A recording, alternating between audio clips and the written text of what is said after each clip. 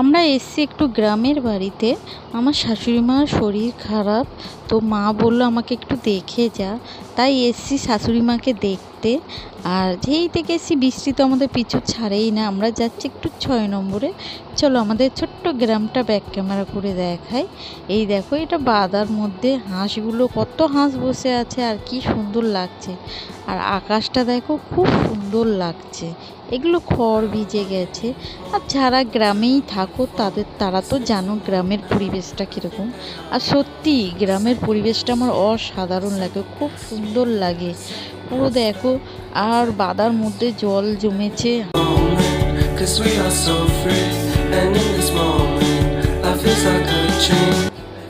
আমাদের এই ছোট্ট গ্রামটা কেমন লাগলো তোমরা কমেন্টে বলো।